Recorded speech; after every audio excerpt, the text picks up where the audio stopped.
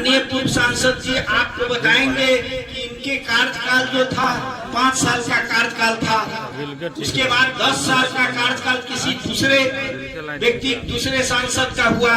तो इनके समय में जो कार्य हुआ, क्या क्या कार्य हुआ, ये सीतामढ़ी का जितना भी विकास, बड़ा बड़ा विकास हुआ, सब इनके समय हुआ।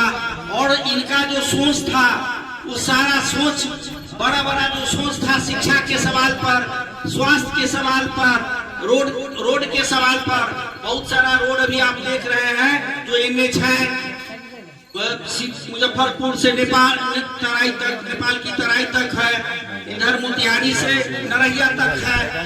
ऐसे जितना रोड है NH वगैरह का सभी इनका ही देन है। और इनके द्वारा जो कार्य जो इनके मन में था कि सीतामढ़ी को आदर्श सीतामढ़ी बनावे, उसमें एम्स जैसा और भी जैसे एयरपोर्ट का निर्माण हो, सारा चीज अधूरा रह गया।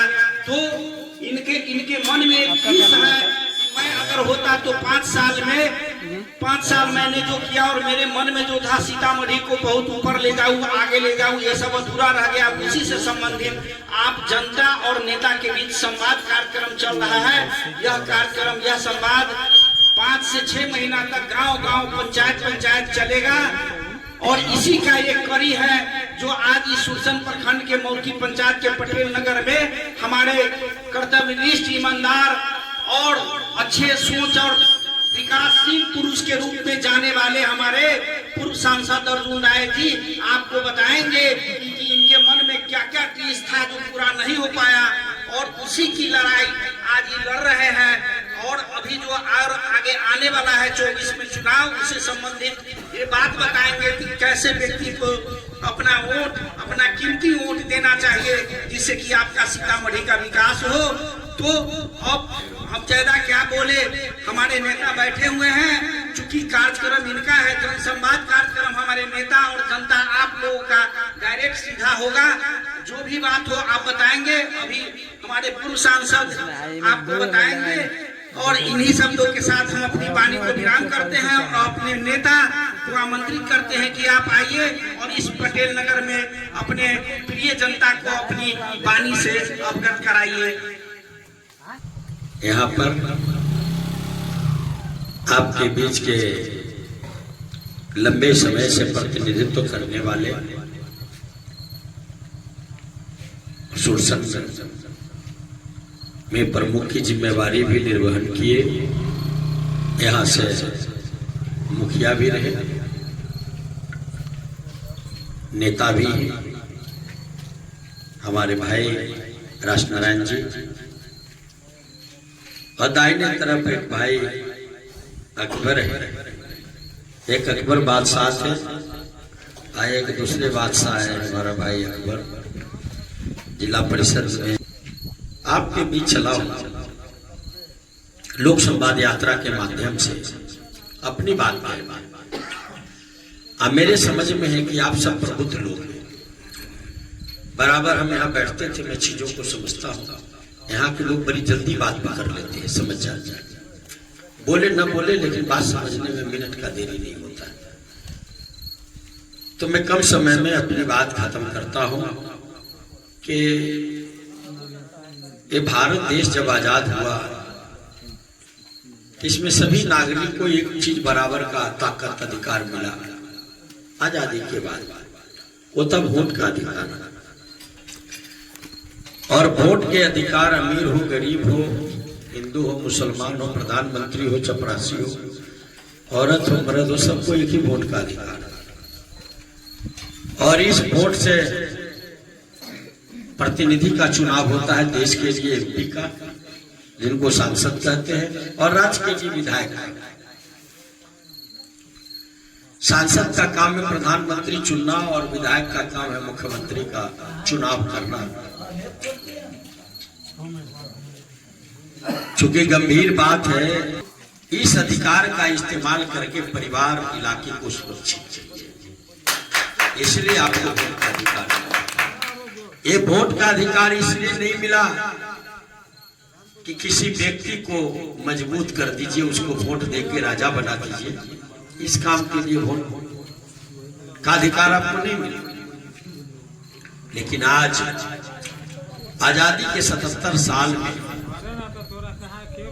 यह वोट जात धर्म समीकरण का गुलाम हो गया। हर जात का नेता हो गया और वो अपने जात को अपना जागीर समझता है, अपने वोट को, जात के वोट को जागीर समझता है। इस काम के लिए वोट नहीं है, जात को देने के लिए नहीं है, धर्म के और समीकरण को देने को नहीं है।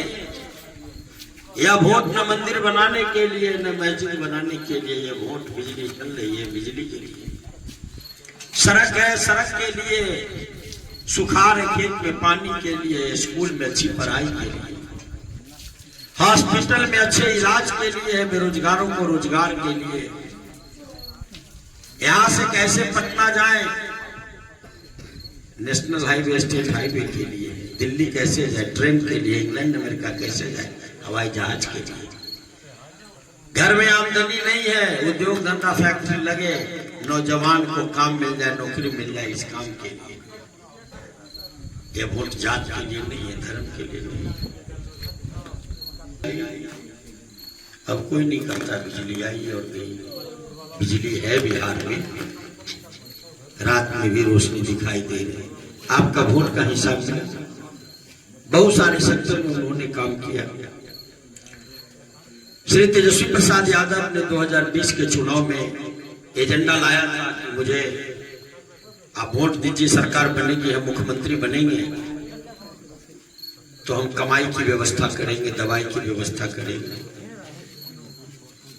सिंचाई की व्यवस्था करेंगे, सुनवाई करेंगे और कार्रवाई करेंगे, ऐसी सरकार देंगे।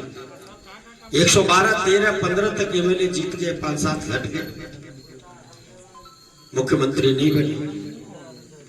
लेकिन बिहार के हित में, आपके हित में उन्होंने श्री नीतीश कुमार जी के साथ समझौता करके 45 एमएलए जनता दल के पास था, 112-15 एमएलए का नेता श्री तेजस्वी प्रसाद जी ने श्री नीतीश कुमार जी के नेतृत्व को कबूल किया और डिप्टी सीएम रह करके उन्होंने अपने वादे को आगे बढ़ाने का प्रयास किया। उन्होंने 10 लाख लोगों को रोजगार नौकरी देने की बात की थी सरकारी, 2 लाख लोगों को टीचर में बहाली की प्रक्रिया अभी शुरू हुई है, परीक्षा हुई है, सैकड़ों हजारों डॉक्टर बहाल हो रहे हैं, नर्सेज बहाल हो रही है, प्रोफेसर बहाल हो रहे हैं, सिपाही की बहाली हो रही है। सभी ऑफिस में जहां खाली पद है भरे जा रहे हैं। तेजस्वी यादव जी अपने एजेंडे पर काम कर रहे हैं। स्वास्थ्य विभाग बीजेपी के पास था, काम नहीं, तेजस्वी जी हेल्थ विभाग में बेहतर इलाज की व्यवस्था कर रहे हैं, साफ सफाई चारों तरफ सुधार दिख रहे हैं। आपने मुझे मौका दिया था 5 साल का, इलाके में चले जाइए, जाके घूम लीजिए।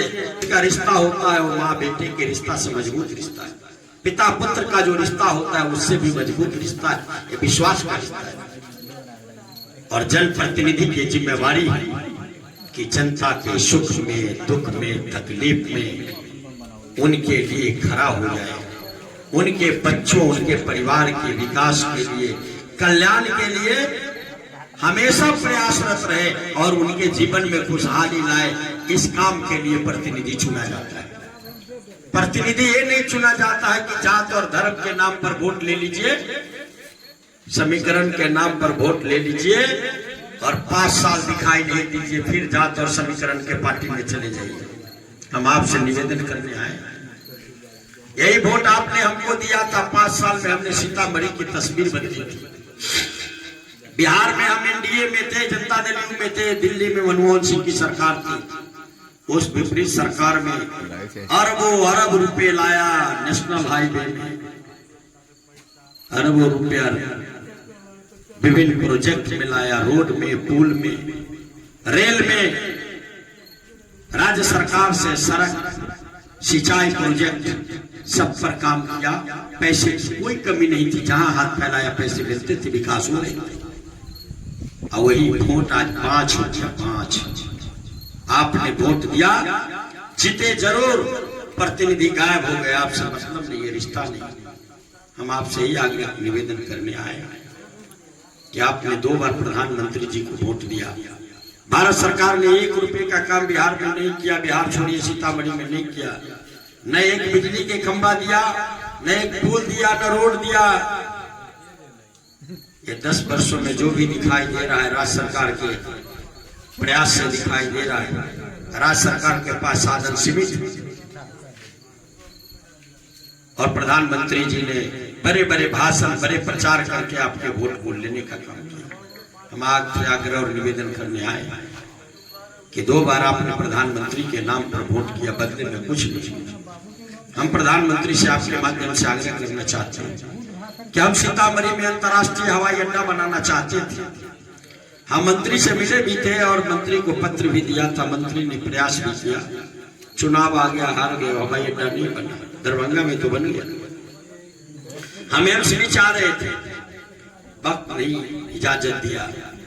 आप प्रधानमंत्री जी 10 वर्षों में 1 रुपया नहीं दिए सीतामढ़ी को। 5 काम कर दीजिए। एक है अंतर्राष्ट्रीय हवाई अड्डा बना दीजिए। 8 महीने का समय है, काम शुरू कर दीजिए। एम्स या वैसा हॉस्पिटल बना दीजिए। सेंट्रल यूनिवर्सिटी बनाइए, नेशनल लॉ कॉलेज बनाइए और IIM जैसा मैनेजमेंट कॉलेज बनाइए। और नदी में स्वीकृत डैम बियर विराज का काम शुरू कर दीजिए ताकि किसान का जीवन ठीक हो जाए और सीतामढ़ी की राष्ट्रीय पहचान उस बातचीत से हो जाए। पर्यटन के उद्योग सीतामढ़ी में लगे, नौजवानों को काम मिले और सीतामढ़ी तरक्की के रास्ते पर आगे बढ़े। 10 साल का समय कम नहीं होता है। 10 साल में 10 रुपए का आपने सीतामढ़ी को लाभ नहीं पहुंचाया है, बड़ा ही दुखद विषय है। अगर ये काम नहीं करते हैं तो हम आपसे निवेदन करने आए, ये धोखा है। आप वोट खैरात में देने का चीज नहीं। हमारे आपके पुरखों ने कुर्बानी दी है। लाखों लोग हिंदू मुसलमान कत्ल हो गए आजादी के लड़ाई में, तभी आजादी मिली और आजादी के बाद वोट का अधिकार हुआ। इसी से आपका विकास हुआ। जात धर्म मंदिर मस्जिद इससे विकास नहीं होता है। ये तो लड़ाई का जगह बन गया। अखाड़ा बना दिया लोगों ने, जिनको काम नहीं करना था वो अखाड़ा बना दिया। इस अखाड़ा से निकलिए, दिमाग में सोचिए। और आपका अधिकार प्रतिनिधि चुनने का है, आपका अधिकार प्रधानमंत्री चुनने का नहीं। संविधान में पढ़ लीजिए। 2 बार आपने प्रधानमंत्री को वोट दिया। इस बार काम करने वाला और ईमान वाला व्यक्ति को ऊपर नहीं देख करके जमीन देखिए। सच्चा व्यक्ति जिस जाति और जिस धर्म का हो उसको आप साथ दीजिए, खड़े हो जाइए उसके बाजू में और उनको दिल्ली भेज दीजिए ताकि आपके बच्चों के भलाई के लिए और कल्याण के लिए दिल्ली में काम करे और सीतामढ़ी में चतुर्दिक विकास हो। और ये 5-6 अंतर्राष्ट्रीय हवाई अड्डा, एम्स या एम्स जैसा hospital, national law college, central university और एम्स जैसा हॉस्पिटल सीतामढ़ी में बनाए। 5 साल में ऐसे व्यक्ति पर जिस पर आपको भरोसा हो उसको साथ लेके दिल्ली जिता करके भेजिए और सीतामढ़ी की तरक्की कराइए, परिवार की तरक्की कराइए। ये वोट खैरात में देने की प्रवृत्ति दिमाग से हटाइए। इस वोट को जात और धर्म के गुलामी से बाहर निकालिए। इसको विकास से जोड़िए, डेवलपमेंट से जोड़िए, काम से जोड़िए और जो काम करने वाला प्रतिनिधि है उसके साथ खड़े हो जाइए ताकि सीतामढ़ी रोल मॉडल बने देश का और लोगों के मन में एक बात जाए कि सीतामढ़ी एक ऐसी धरती है जहां काम और ईमान की पहचान हुई है और लोग अपने कल्याण के लिए इस बार वोट किया है और सीतामढ़ी को आगे बढ़ाने का संकल्प लिया। इसी बात के साथ हम आपके बीच आए और 1 महीना 23 दिन हो गए लगातार घूम। 3-4 महीने और लगे। अभी तो 3रे प्रखंड में घुसे। रात होते थकान भी होने लगती है, लेकिन मैंने संकल्प लिया है कि आखिर इतने काम करने के बाद भी लोगों में भरोसा क्यों नहीं जमा। अब लोग के बीच चलो, उनसे राय लें, आपसे समझ लें, आपसे ज्ञान लें कि आखिर असली बात क्या है, आपके मन में क्या है, कि आखिर इस वोट का रास्ता क्या है। क्या जाति और धर्म की गुलामी से वोट निकल के आपके बच्चे, आपके परिवार के भविष्य के निर्माण के लिए कारगर होगा, या वही टीवी पेपर के प्रचार में, रेडियो के प्रचार में, मोबाइल के प्रचार का दास बन जाएगा आपका वोट, और आपके ही वोट आपके बच्चों के भविष्य के साथ अन्याय और जुल्म करेगा? क्या होगा, क्या रास्ता होगा? हम इसी बात के लिए आपके बीच आए और एक बात अंत में दोहराते हैं कि 2 बार आपने सीधे प्रधानमंत्री को वोट दिया, रिजल्ट 0 आया।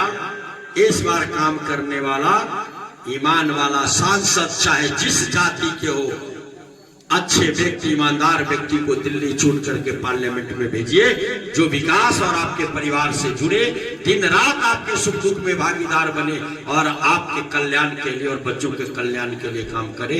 इसी आशा उम्मीद के साथ अपनी बात समाप्त करते हुए अपनी बात समाप्त करता हूं। आप सबको प्रणाम करता हूं। बहुत बहुत। जिनके मन में कोई बात है वो आप बोल सकते हैं, माइक लीजिए, और जहां सुधार की जरूरत होगी हम सुधार करेंगे।